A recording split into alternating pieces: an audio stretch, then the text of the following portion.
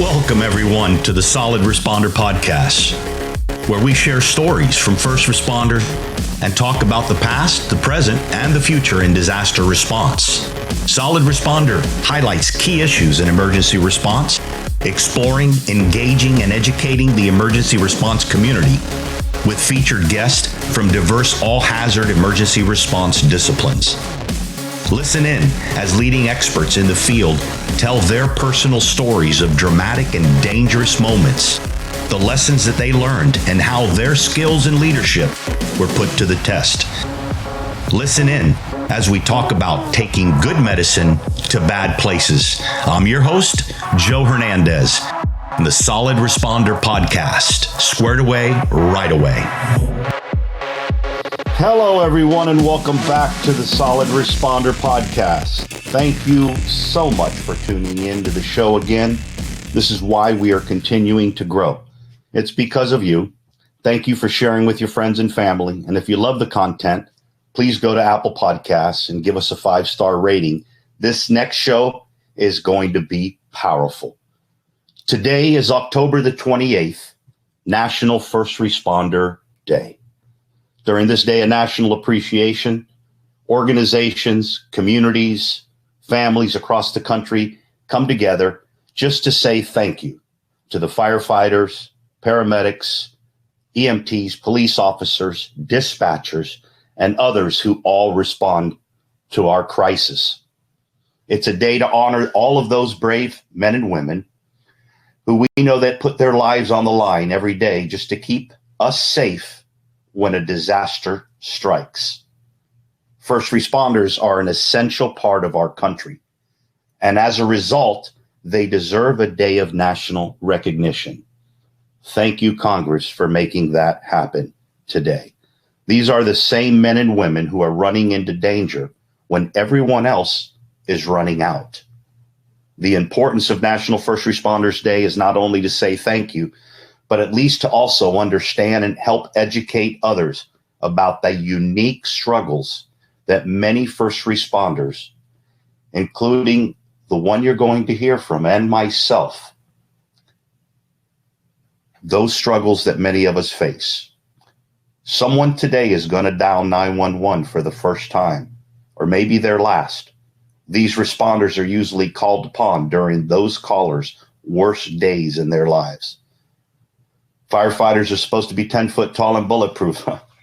Society's heroes without weakness. But who's watching out for them? For the 5th year in a row now, firefighter and EMS suicides, including law enforcement officers, are exceeding the rate of death of on duty by at almost a 30% average. And this year, we're following in that similar path.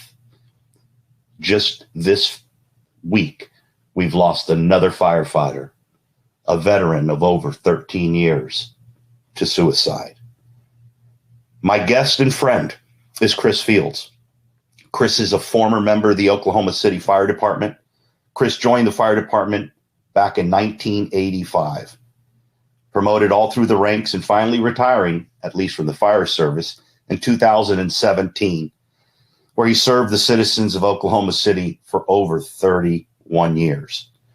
And depending on our listeners' age, many will personally be able to relate to that day and time of our nation in one of the saddest moments when domestic terrorism rocked our country. That was April 19th, 1995, at 9:02 in the morning. Chris was captured in a photo that eventually from that day became an iconic symbol of the Oklahoma City bombing in 1995 on that April day. His photograph was significant. Not only those that viewed it, but also to himself. He was photographed cradling the body of 1-year-old Bailey Allman. Chris, now rehired in life, has dedicated and travels to speak to other first responders, corporations and communities, families. He discusses the brutal realities of a life spent responding to citizens in the darkest hours of their lives. He has routinely places others before himself and represents the greater good of all of us. Chris tells the story of his life as a public servant and how that day and a career as a first responder took a toll on his life and his family. He suffered in silence for many years, as many of us do. But now he stands and shares how his faith and family helped him control his life and journey from the suffering and how he hopes of helping others avoid the failure, struggles, and the pitfalls. He continually encourages them by reaching out personally. You can follow Chris personally at www.chrisfields.org or traumabehindthebadge.us. I encourage everyone to be a hero to yourself and to your family and reach out and see how Chris and the others from Trauma Behind the Badge could help your organization. And with that, let me introduce you to Chris Fields. Chris, thank you, brother. Welcome to Solid Responder Podcast. Hello, Joe. Thanks for having me, brother. I'm honored to be here. Honored to be a part of it, especially on a day like today, honoring first responders from every walk of the first responder world. So, yeah, man. You're there. You're smiling. That's all that counts. We shared some good stories off watching your family stick together like glue. Your boys growing up, now men. It's incredible. Being a grandpa at one point in your life, it has changed my life completely. And you are someone to look up to on no matter what things we face in life. There are answers if you are able to reach out and open up to others. Right. And this could be a day of celebration, saying hats off to the first responders out there, like many folks want to do. But at the same time, I want to say to our first responders out there listening that there's a lot of avenues out there, but I want to take you through a story of Chris and what impacted his life and what he's willing to share with us, how he's remained connected to this day still, and how that has been able to feed him, feed his continual positive healing in life. And I know that Chris is definitely going to address three things that continually, from 1995 even to today, in 2021, something that we saw with the Surfside building collapse in Miami Beach, the effects and the trigger of sight, smell, and sound. Chris, would you talk to the folks and let them know how you got there? Yeah, it was a long road. But and when I talk about it, I always when I get the ability, the chance and the blessing to go speak to people, I always spend 5 or 10 minutes and talk about that day. That was kind of my catalyst. Once I and we'll get into it. Once I reached out and got the help, it was what we always talk about, is that cumulative trauma over what ended up being a 31-year career, but up to that point to where what I call rock bottom was like 20, 22, 23 years into my career. But and that was and we'll talk about April 19th real quick, but I just want to say, as far as the accumulative trauma, when I talk about it, we all in the first responder world, no matter what walk over you're in, we have to be traumatic. It doesn't have to be a national media covered event. It doesn't have to be some kind of natural disaster, man-made disaster. And it's not even always the traumatic, in my 31 years, almost 32 years in the fire service, I buried like 4 brothers, lost in the line of duty. Those calls, and along with, I always tell people some of the stuff that hit me the hardest emotionally, even on the job, was, you in the fire service, if you make a check the welfare at 6:30 in the morning, it's 90% of the time it's an elderly person that's passed away in their sleep peacefully, and you go down the hall and you see all their war medals, some World War II guy, what a great life. And well, and in your mind, you're going, that's how I'd like to go peacefully. And, what a great life he lived. But then you have his wife standing in the hallway when you come out and tell her, that he's gone. And she puts her head on your shoulder and says, I've woke up with that man every day for 65 years. What do I do? And, and to me, that stuff, when you take on their trauma, the compassion fatigue, the best definition I've heard of compassion fatigue is it's the cost of caring for others. And, that's what we do. None of us get in the first responder world to be rich. That's for sure. We don't do it to be famous. We do it because, and I strongly believe the ones that aren't doing it for the right reason, that they don't have that calling because they want to help people, they either wash out before their career, before a 20 or 25 year career, or those to me are the ones that you see on the job that can find no joy in the job at all. If you're not doing it for the right reason, I think it's just like another job you're showing up to, and for me, I looked forward to getting up and that's why I always 31 years, I was there an hour early before shift change. That's just how I was wired. And, but what kind of tipped the scales for me was April 19th, 1995. It was a beautiful, it almost sounds like a storybook. It was a beautiful spring day in Oklahoma, but it was a perfect day. I can always remember it was a Wednesday because at the fire station, you have certain chores you do on certain days you're there. And that was a yard day and guys were out mowing and weed eating. And me and the other two officers were, of course, the officers don't do nothing. We were standing in the kitchen talking about breakfast. That's right. It was 9 o'clock and we were 10 and 5, breakfast 10, dinner 5. That was just the way it was. And it was 9 o'clock. Nobody even been to the store yet. So that's how I can remember the day exactly. You didn't have to tell me it was 9 o'clock or 9:02. I knew when it was. Yeah. But my station was at that time was 15 blocks north of the Murrah building. I was at a house with an engine or pumper, an engine, a rescue ladder, and a hazard materials unit. I was the officer on the hazard materials unit that day. So anyway, we felt the blast. It rattled the station. We immediately, once we looked out and saw the plume of smoke from downtown Oklahoma City, it was the car fires, what we were seeing. I think anything else we were seeing was just huge amounts of dust from the concrete and the debris in the air. But the black smoke was all the car fires that were burning across the street. And so we immediately self-dispatched ourselves, to the scene. Got down there, and like I said, I tell people 100 times, you can practice, you can prepare. We were actually venturing in to USAR then training, but back then we called it Rescue 1 and Rescue 2 training. But Oklahoma City had kind of after so many floods and tornadoes, we kind of got that itch to establish, a USAR, which we do now have a task force. Yes. And but we were in the infant stages of that, so we're out there moving, like fulcrum points and doing all this stuff and practicing at the drill ground with all this stuff.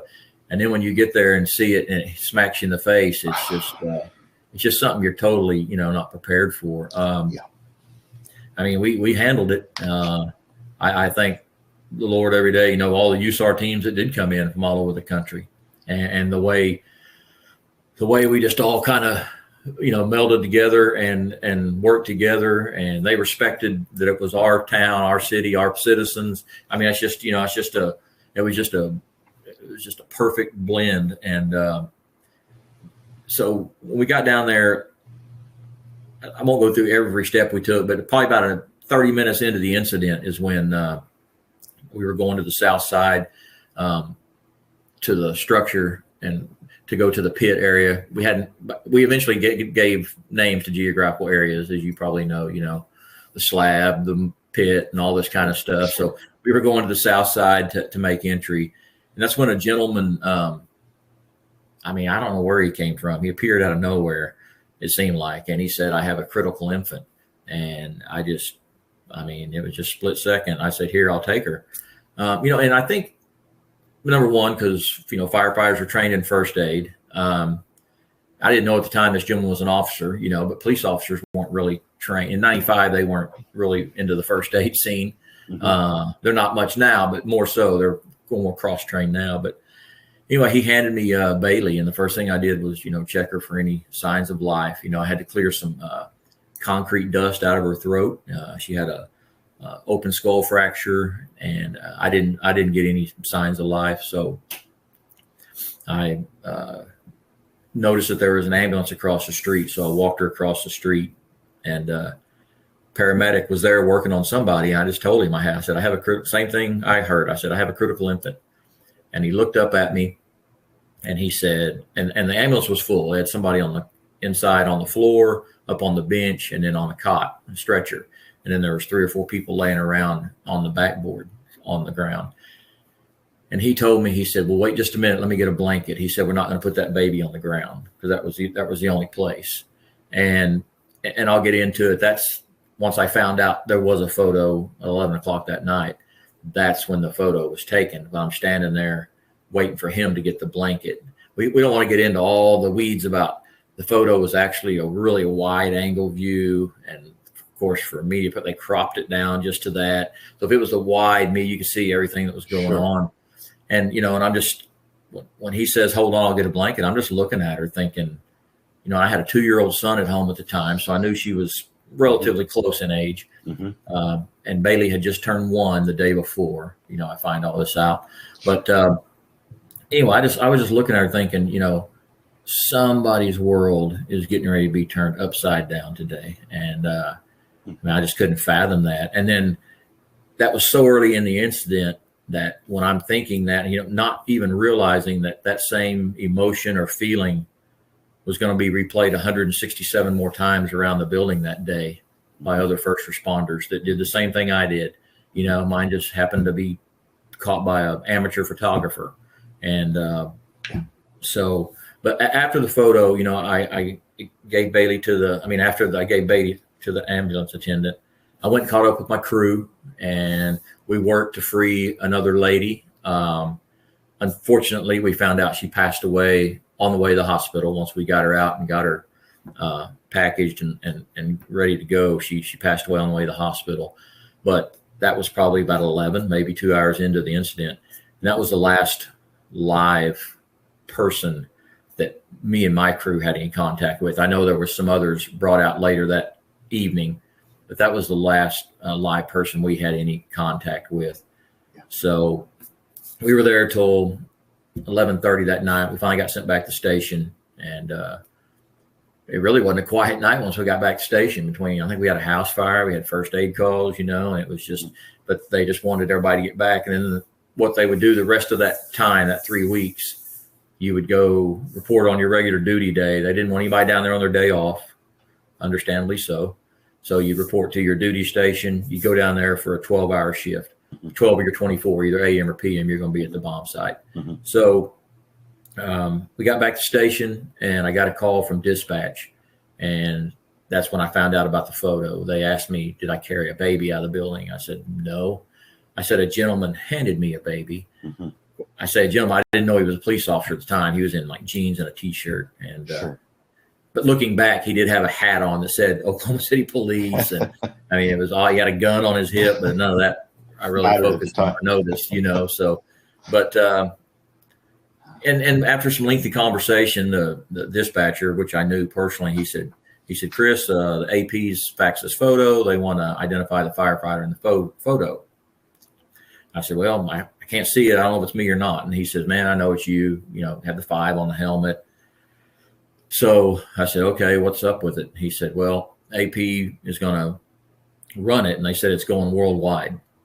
Hung up the phone, and guys and girls station said, what was that about? And just kind of jokingly, I said, apparently I'm going worldwide, totally as firefighters do, kind of making little jokes about it, really. Mm-hmm. And, well, the next morning, there was no joke. That's when we noticed the newspaper. We had the morning shows on, watching the reporting of it. And as all these morning shows were showing headlines around the country, because if you'll remember early on, it was that was just the time we lived in back then. We weren't thinking domestic terrorism. No. We were thinking international terrorism. Absolutely.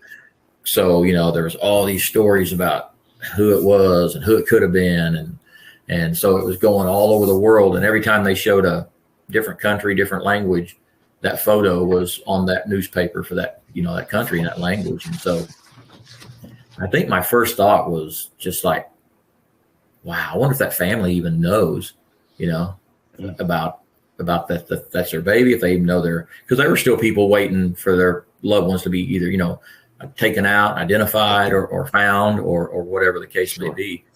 And I remember talking to my mom that next day just a little bit and saying, telling that was one of my concerns. And she said, I can tell you this. And of course, she's a mother. I'm not, so I wouldn't know. But my mom said, I'll promise you that mother will know that's her baby by looking at that picture. She'll know her legs. She'll know her sock, whatever the case may be. She said, that's just a mother. She'll know, which, that was kind of like, what a way to find out, through, and I'll say this real quick. Me and Erin, which is Bailey's mother, we are still great friends today. Our family still awesome. Do the Christmas cards and send each other. And, I've got a son that's getting ready to graduate from University of Oklahoma, my youngest one. And she's got a daughter that's graduating from OU. So we've always stayed in touch. So I've gotten to know her and know the story of how, and she did find out that same day, but she didn't know there was a photo taken until it was in the paper the next day. And so that's when she knew about it, was when she stayed at her grandparents' house, because she lived in the Regency Tower apartments right next to the bombing and sustained damage. So she had to go stay with her grandparents. And that's when she found out. So, it was just one of those things where, and I always tell people, I don't know how the media does it. Of course, I think it's the same everywhere. Local media, they're invested and they've got an interest. So they're a little more sensitive. National media, sorry, man, when they come in, they're coming in to get their story and get out. Sure. And, I think what we call Satellite City was already set up. By the time I got home, I had reporters in my front yard and my driveway. I mean, it was just a total change in my life. And then meeting Erin the next day was, here was a 20-year-old single mom that just lost her only child. And, she was actually, comforting me. I didn't know what to say to her, what anything. She was just telling me that, it's okay. And thank you for, at least I know Bailey's fate. Other people are still waiting and they don't know. And she said she could tell I was a father by the way I was holding her. So she appreciated that. And I mean, just little things that, like I said, this 20-year-old single mom was taking care of this, 10-foot tall, bulletproof, firefighter supposedly. And, but talking to her, and finding out I started having all this irrational guilt, and it was, and I'm just rambling. So interrupt anytime if you got a question. No, please. It's way too important for there to be any interruption. I'm thinking, I take a breath and think they might want to say something. It's way too important. So it was a lot of irrational guilt was weighing on me, and it was, irrational guilt's no different than guilt. Sure. It'll weigh you down and defeat you either way. And but I was the last one to hold her child. Talking to her, she didn't get to grieve in private because of the media attention. I'm talking, funeral, they had to get police escorts. They had to have, they were yanking National Enquirer reporters out of trees. And,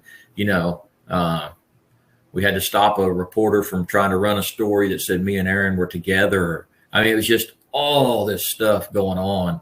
And, and then, then the deal of being singled out, that's not easy when you're in a team sport thing like we are, because I knew that my brothers and sisters went through just as much as I did that day and for the next, 3 weeks. Sure. And, but I always say, man, the support I had from the men and women on the fire department was a huge, huge help getting me through doing all those interviews, Of course. And, and I would do them and they would say, "Hey man, you're doing a good job. You represent." And I would think, I need to quit doing these.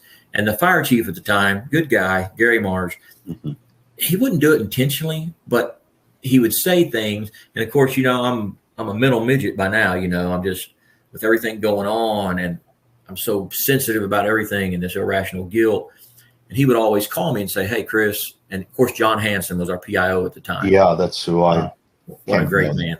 Yeah, great man. May you rest in peace. But he was a rock for me. But Chief Mars would call and say, "Hey, Chris, so and so wants to do an interview or ask you a couple of questions, or this organization in Colorado City wants you to come out and they want to give you this award for the Oklahoma City Fire Department." Yeah. But he would always end it with saying, "But hey, if you don't want to do it, you just tell me no, and I'll call him. I'll be the bad guy and tell him no." So I'm doing this. What's a bad guy? Am I too good to do interview? Just all this stuff, and so it's I was hired in 1985. I was hired by the old smoke eaters, guys showing me how to fight fire and do salvage on fire with no mask on, I can see them by the glow of their cigarette, we're on a house fire. Yeah. I mean, that's just the guys that raised me on the fire department. And I was raised in the 60s and 70s, man. It was suck it up and move on. And it still to this day is existent. Right. It is. It's still there. Now I use it kind of say, you still got to suck it up. But now by sucking it up, that means reaching out and going and getting help. Amen. So it was just a stressful time. It was, I felt like I took on this role of big brother for Erin because I felt responsible for what she was going through. So every time she would need something, she would call, I would, either be on the phone with her or meeting her at an interview. I always told her, if you ever do an interview and you want me there, just to be there, let me know. Well, she did, which I'm glad she did. But, you can, and then you get that, this is going to sound weird. You get that when you're first doing it, you're doing interview after interview after interview after interview. And you go from being emotional about it, talking about it, and all of a sudden you seem like a robot.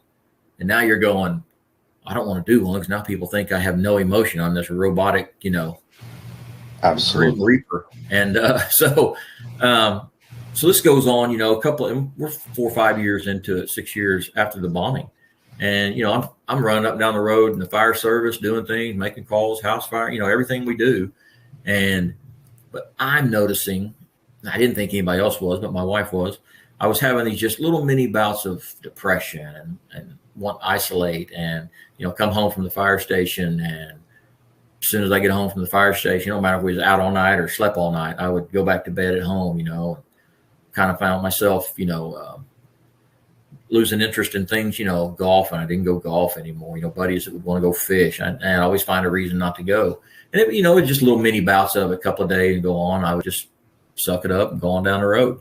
I had this worry of the men and women that were working underneath me at that time, thinking that I couldn't handle, what I was doing. And I darn sure didn't want the chiefs and everybody that put me in that position to think I couldn't handle my job. Sure. So I just quietly went on down the road, and in the monologue, your pre-show deal, you talked about, sights and smells and everything.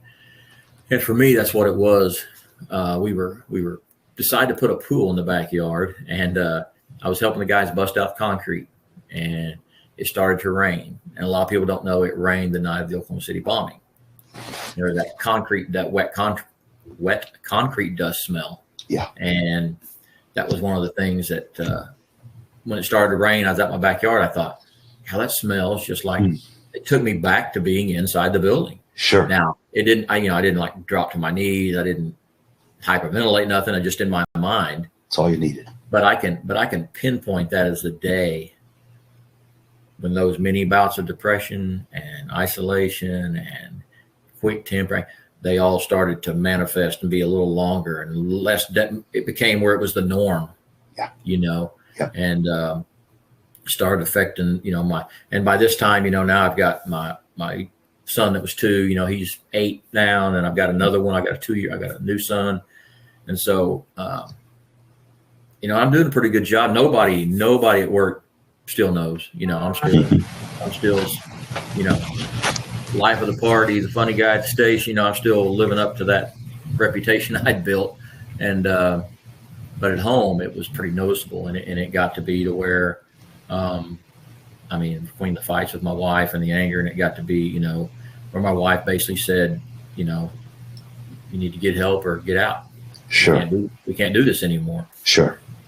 And for me at that time, my life coach was 5 or 6 other firefighters sitting in a strip bar on our days off drinking beer, who were in the same shit I was. Yeah. And that was who I was getting my life advice from, Yeah. Yeah. Very common.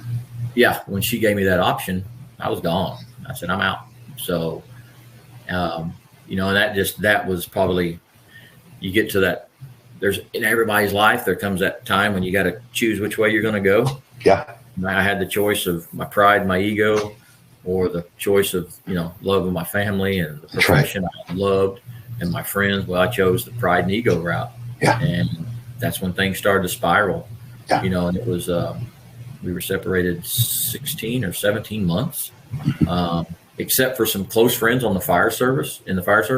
A lot of people didn't know, because I did such a good job of, covering it up. Yeah. We're great posers. Lived, several miles away in an apartment, but nobody knew.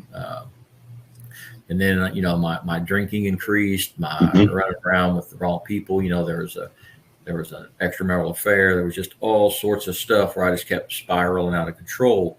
And the people I was leaning on were those people that were living in the same world I was. The ones I was pushing away was my wife and my family and my friends. If they would call just to check on me, man, that would piss me off. I would get so defensive.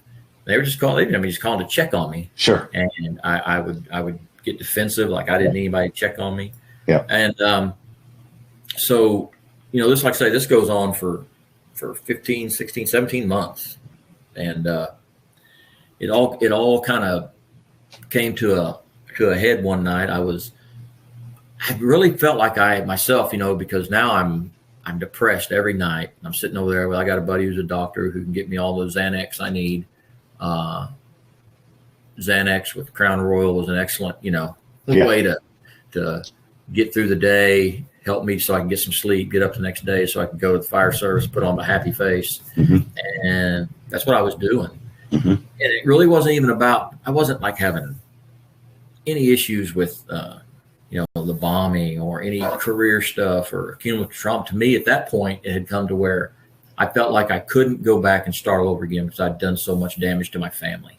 It was, I'd humiliated my wife and my boys, embarrassed them, and friends that I had, said things to that, you wouldn't say to your worst enemy. And that's what I had done. That's the life I chose. And so it came to a head one night, and I thought, you know what? If I drink enough of this and take enough of these and I don't wake up, everybody can reset, and start all over. Yeah. And I'd say I was such an ass and so worried about what people thought about me and all that, even when I was getting ready to, it wasn't like I just did it all at once. I would just casually, just kept drinking, kept taking a few more, and was thinking it'll look like an accidental overdose.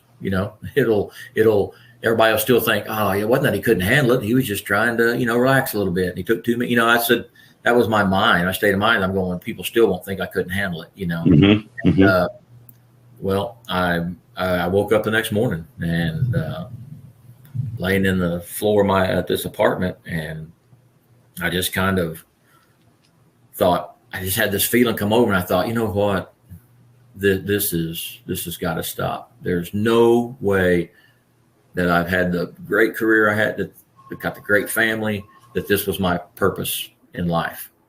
Now, granted, everything now is a blessing. I get to go speak. But that was when I thought about my purpose in life. I wasn't thinking about that. I thought there's more to me laying on this apartment floor trying to kill myself. There's being a good husband, a good father, and a good friend. 3 things I needed to be that I wasn't anymore.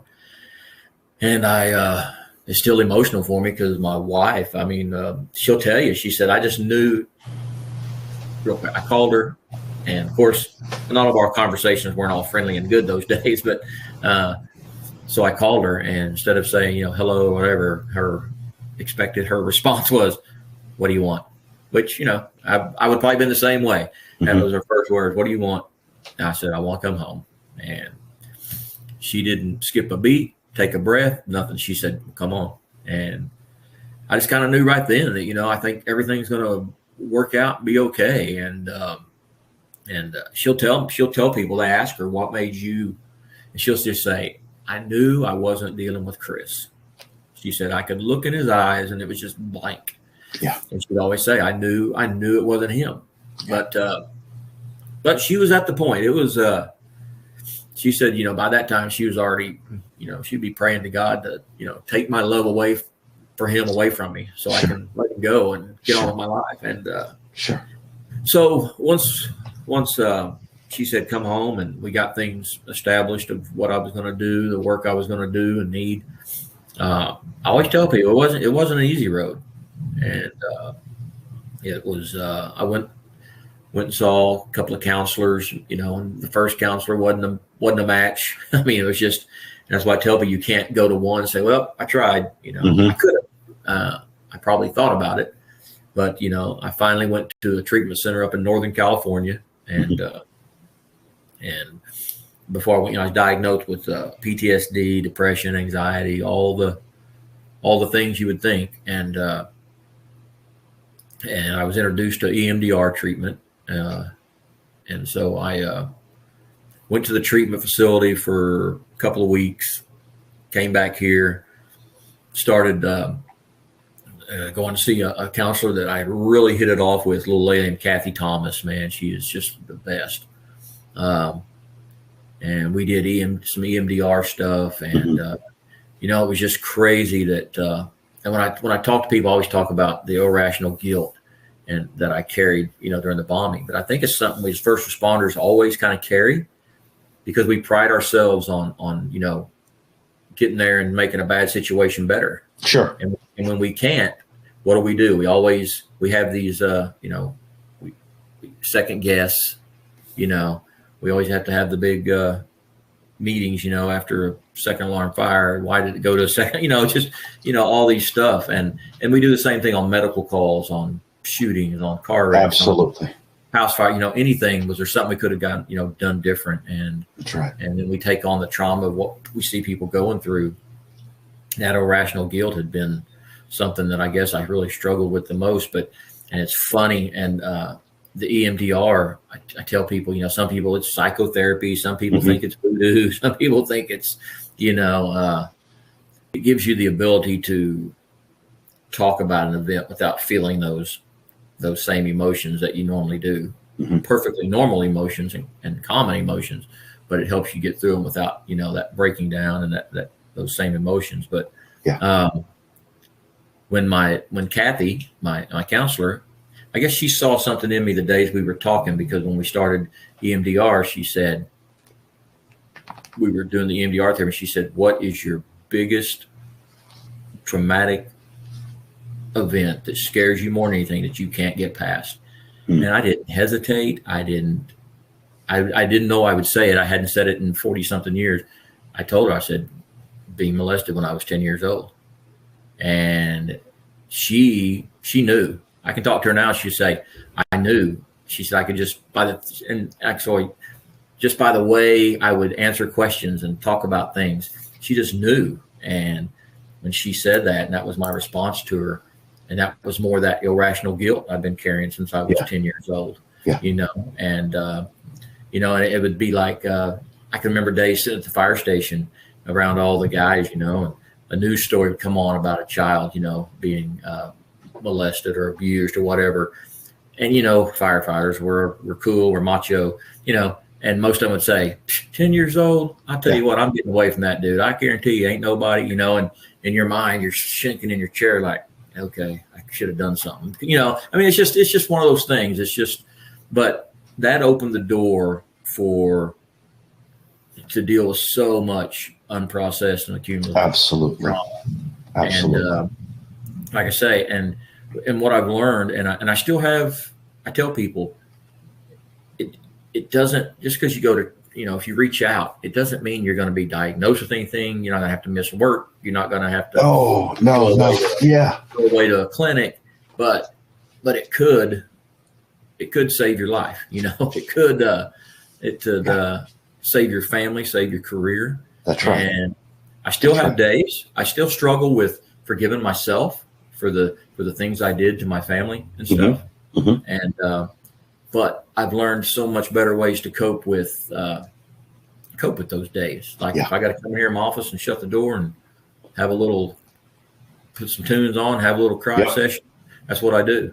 Yep. If I need to tell my wife, hey, I need 30 or 45 minutes just to go in here and veg out, and then we can do whatever, so I've just learned, I go play golf now. If my brother-in-law wants to go to the lake, go fish, we'll go fish. Stuff I had deprived myself of, thinking I didn't have the want to do it. That's right. I feel like I should be out doing it, and enjoying my life while, Erin's got to go with what she's going through, it's just crazy how the mind takes over. So, but it hasn't been an easy road, but man, it's easy now because I have such great coping mechanisms, and the communication between me and my wife is tenfold from where it was.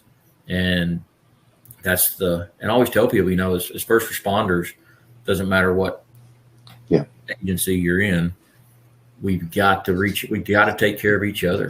Absolutely. I call it trauma timeout. Huh? I call it trauma timeout. Yeah. We've got to take it out.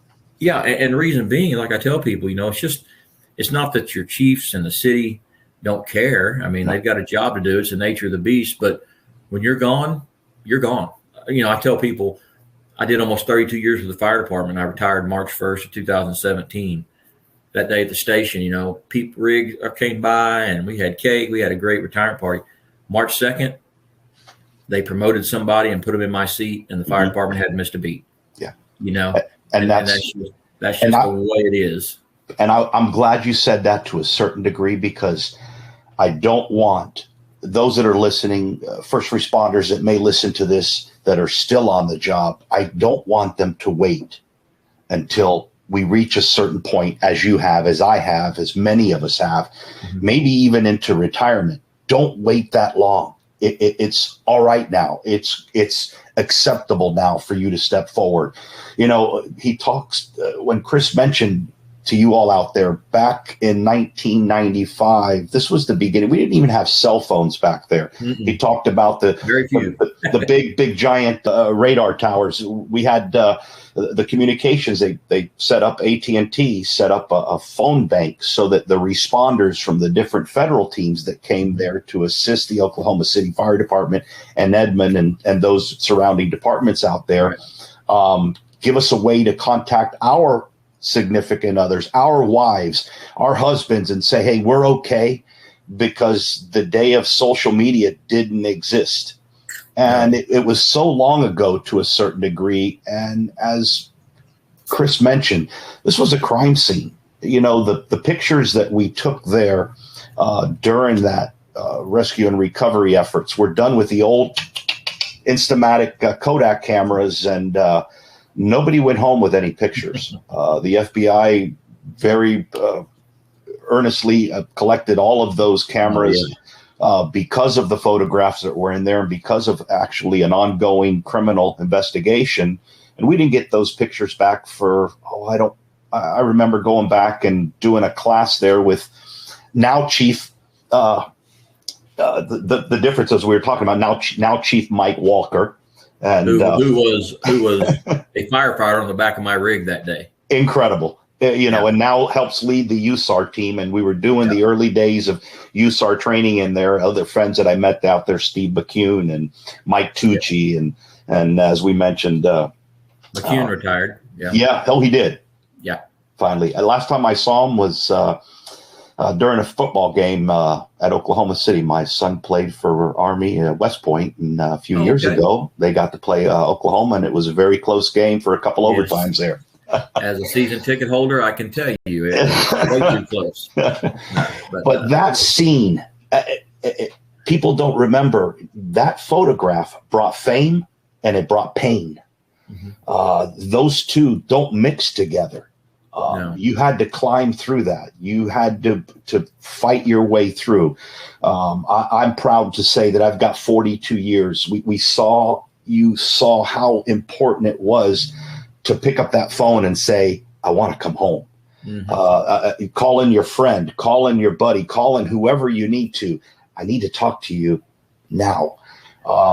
You talked about the trigger was phenomenal for you. Right.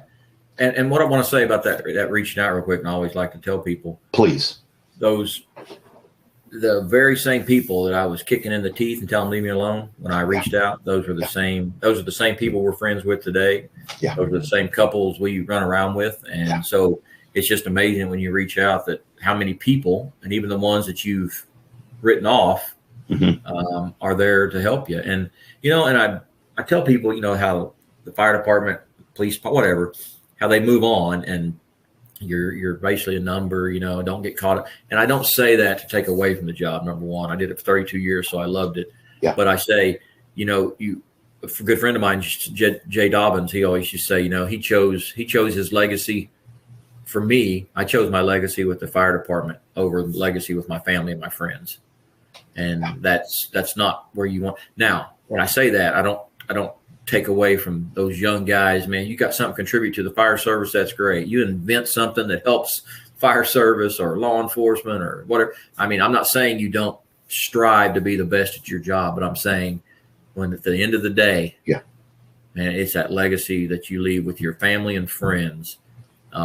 Is going to mean a lot more to you when you're sitting around on your couch or you're at the lake out on your boat, just thinking that life you spent with your family and friends is going to mean so much more and be so much more important to you than the legacy you left with, the Oklahoma City Fire Department. Absolutely. And that incident, as long ago as it was a catalyst for the FEMA program, the Urban Search and Rescue program, to begin. It was Tom and Ann Carr, Maryland Task Force 1, who began a family support portion in the USAR of saying how important it is to continually ask questions, to continually monitor our loved ones, to continue that support on there.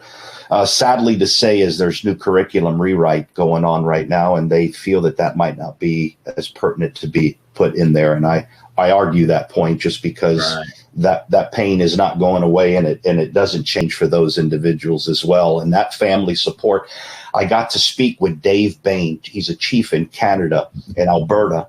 And they mimicked a lot of the stuff with our USAR, of course. Why repeat what's written in? So Canada, USAR is basically that way. And he said, we do one extra thing. And I said, what is that?